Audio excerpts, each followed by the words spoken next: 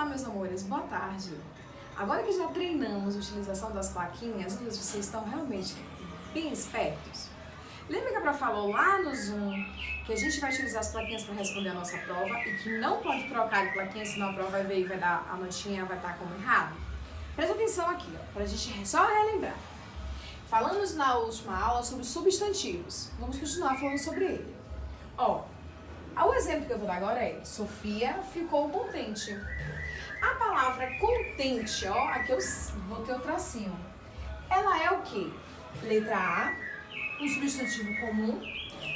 Letra B, um substantivo abstrato.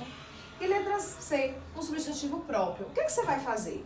Você vai olhar as respostas que eu dei, A, B ou C, e vai apenas me dizer qual letra que você acha. Se você achar que a palavra contente, contente eu pego? Contente eu vejo? Não, contente eu sinto. Então, se eu sei que tudo que eu sinto é a palavra abstrato, eu vou levantar a plaquinha B. A minha resposta, então, vai ser a letra B, porque a palavra contente é um substantivo abstrato. Logo, se eu estou dizendo aqui na minha resposta que a letra B é igual ao substantivo abstrato, a resposta correta será levantada na plaquinha da letra B. Então, sobre substantivo, a gente já sabe. Próprio nome de pessoas, cidades e lugares. Comum a qualquer ser, animais ou objetos, né? Primitivo, aquele que vai dar origem a uma nova palavra. Derivado, aquele que veio de origem da outra palavra. Na aula passada, a colocou caixa e o derivado caixote, né? Então, a gente tem que se lembrar disso. Ó, aquela palavra que combina e parece que é a mesma palavra. Esse é o derivado da frase. Combinado? Então, agora a gente vai lembrar mais um pouquinho sobre os artigos e também lembrar um pouquinho sobre utilização do tio, tá certo? Vamos lá. Então, a gente vai começar pelos artigos. Lembrando-se que os artigos existem duas formas. O artigo definido, que vai definir qual é o substantivo. E o indefinido, aquele que não me diz se o substantivo ele é feminino ou masculino. Quando a gente fala assim, ó, define o substantivo, é porque ele vai dizer se o substantivo ele é feminino ou se o substantivo ele é masculino. A gente pode utilizar o O para o masculino, A para o feminino. Mas se tiver mais de uma menina, minha pro, as. Se tiver mais de um menino, minha pro, os. Entendeu? Olha a frase. Antes de olhar a frase, a gente tem que lembrar também qual é o indefinido. Que o indefinido é um ou uma, podendo colocar também no plural. Uns ou umas. Observa a frase. A menina foi à praia. Observe que eu coloquei o tracinho embaixo do A, porque o A é o artigo. Então, se eu lhe perguntar na prova, que não vai ter essa explicação de cima, e eu vou colocar lá, letra A, artigo definido. Letra B, indefinido. Você vai me dizer com a plaquinha se é A ou B.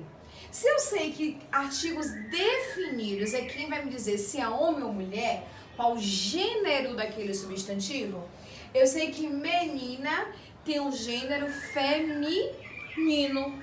Logo, ele é um artigo definido feminino. Então, ele é definido porque ele está definindo o gênero do substantivo.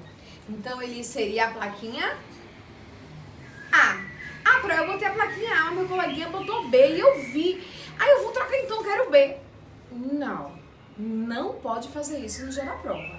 Se eu parei, ó, a prova vai contar até 5 e eu levantei a plaquinha A, vai ser A.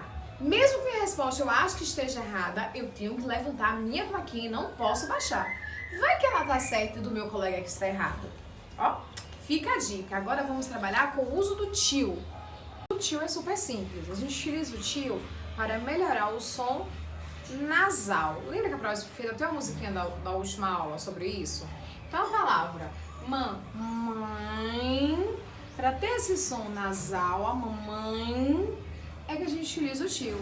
Maçã é a utilização do tio. Então, o tio é para simbolizar o som nasal. Qual o outro assunto que a gente tem que prestar bastante atenção? Na hora da nossa construção do texto. Eu vou dar algumas dicas. No começo do seu texto, sempre utilize uma dessas, que vai facilitar muito que a gente entenda o que você quer dizer. Primeiro, pode ser com era uma vez. As histórias, observe como as histórias começam. Era uma vez, e aí a gente começa a contar sobre ela. Ou então, certo dia. Ou então, um belo dia. Vou tentar construir um texto só com essas palavras que estão aqui. Pro começo, meio e fim. Vamos lá? Era uma vez uma turma do terceiro ano, encantadora, cheia de alunos muito inteligentes. Então, quando de repente precisamos parar de ir para a escola e ficamos à distância, estudando um longe do outro, por causa do coronavírus. Mesmo assim, nossos alunos, eles continuaram aprendendo de maneira diferente. Finalizando, foi então que chegou o belo dia de retornarmos para a escola e voltar tudo ao que era antes. Observe, eu utilizei certo dia ou era uma vez. Eu utilizei foi então, porque foi assim que aconteceu, precisamos nos afastar. E para finalizar, eu utilizei então, né, para explicar o que aconteceu. E para finalizar, eu concluí. Foi então que retornamos para a nossa escola. Então, utilize sempre isso. Para o começo, pode ser uma vez, pode ser certo dia, pode ser um belo dia. Começo da minha história. No meio da minha história, eu vou colocar uma palavra que ela vai me ajudar a explicar o que eu quero falar. Então, de repente, depois de, e aí eu vou explicar o que aconteceu. E para finalizar, eu posso utilizar foi então, por fim, portanto, e assim terminou a história. Entendeu, galerinha? A gente vai estudar mais sobre isso, porque isso aqui é para eu querer fazer com vocês na sala, para que vocês absorvessem melhor. Mas essa segunda unidade, nós iremos trabalhar todas essas utilizações para fazermos uma excelente avaliação. Combinado? E na nossa provinha de amanhã, a gente também tem construção de texto. Um beijo e bons estudos!